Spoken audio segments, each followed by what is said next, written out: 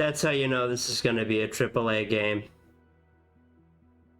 Oh, but it's speeding up? We're getting there.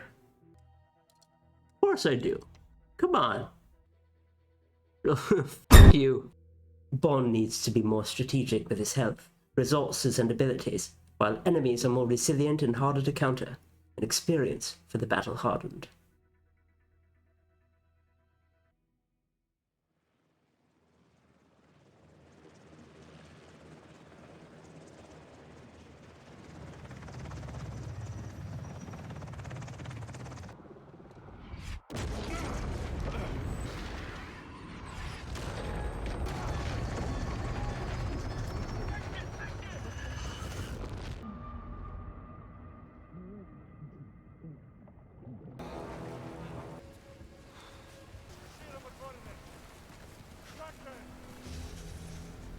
Judy Dench.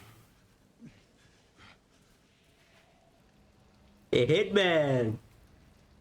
Spider-Man. Can't hide the body. Satellite part. Nice to have. I'm just an aircrew. How did he learn how to do all this stuff?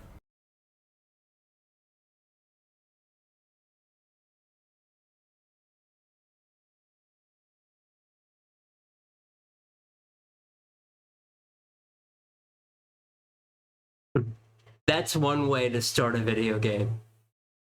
I think that's a good first impression. He looks like Moneypenny from the movies with Daniel Craig. Nice to meet you. I'm James. And you are? Infuriatingly secretive. Hi, infuriatingly secretive. Moneypenny, can I grab you for a second? Oh, it is Moneypenny. That's why it looks like Moneypenny. I want you to join my training program. Though I have to Program. warn you, it's unlikely you'll pass the tests. Should you make it, I have to inform you that agents have a very short life expectancy. Normal social life is near impossible. And if you do get caught, we will deny ever having heard of you. How does that sound? What's the downside?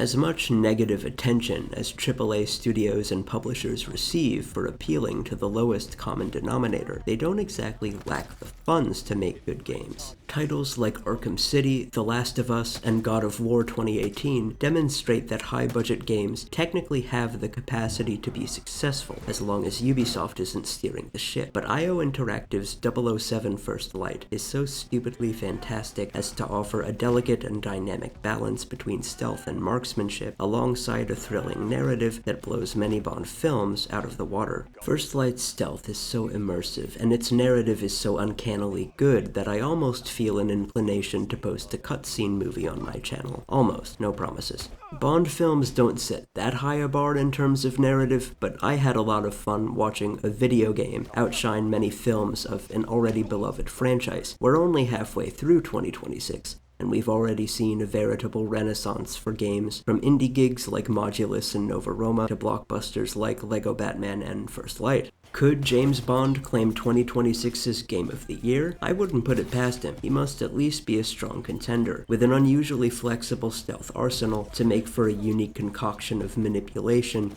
and ambush tactics, as well as one of the best narratives a video game has ever portrayed. First Light will be a fierce competitor for other AAA blockbusters to beat. Rebellious against a climate of endless reboots, First Light isn't your average origin story. Not only does it spin the tale of how a humble youth of an air crewman becomes one of cinema's most formidable anti-heroes, but it fully reimagines Bond as a young adult coming of age in modern times, such that he's younger than me, which is mildly traumatizing, but nobody lives forever. The premise: after M revitalizes MI6's 00 program and the 00s embark on their first real mission after training, things go wrong, and Bond is the only survivor who remains fit for duty. The game features a variety of references and Easter eggs, including a scene in which Bond drives the Defender, which appeared in No Time to Die. That's a real car!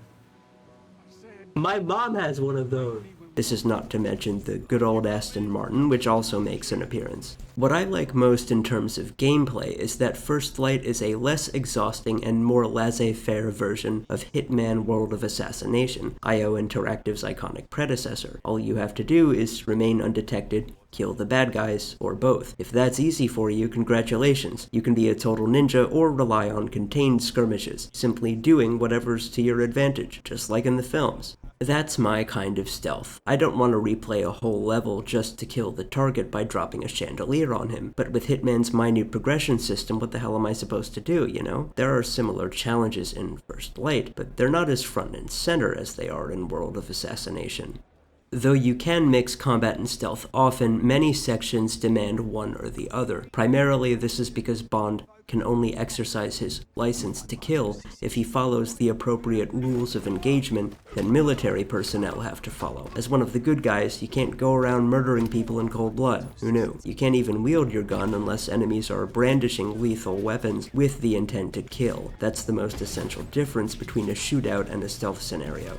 Speaking of stealth, let's talk about the arsenal, because I think it's as important to Bond's creativity as a character as it is to gameplay. Some tools don't raise any eyebrows, like smoke grenades and flashbangs, but others can do more than one thing. For example, you can use the nausea dart to make people nauseous, as you can imagine, but you can also use it to cut a rope and make something fall on an enemy. You may not want to waste the whole dart on that, but you might have to make the sacrifice because you can't use your gun. Consumables are also expensive. You have maybe 1 or 2 charges of something 95% of the time. Q's gifts can be game changers, but only if you're willing to be creative.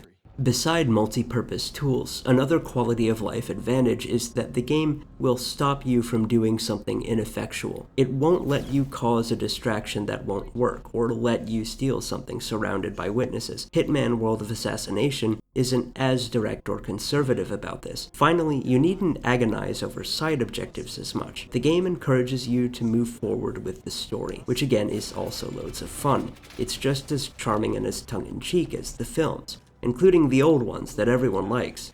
In terms of replay value, the post-game allows you to replay levels or complete optional challenges called escalations and operations. These short challenges take place inside the levels, presenting extra opportunities to beat optional objectives and engage with new content that's meaningfully distinct from the rest of the experience. I guess AAA studios can make good linear games after all. As a side note, the optimization is insane. On my 6-year-old desktop, I can run the game on the highest settings with the super sampling function set to ultra performance. It runs like a dream. World of Assassination too. That's AAA done right, if there is such a thing. By no means is First Light anywhere as long as the average AAA open-world slopsterpiece, but damn is it action-packed and fun. I already can't wait for the sequel. Whether you seek a hybrid of Uncharted and Hitman, or more simply, a less competitive variation of Hitman, I highly recommend this one. Great stealth game, and honestly great third-person shooter too. That caught me off guard. Anyway, I cross my fingers in hopes that First Light sweeps at least one category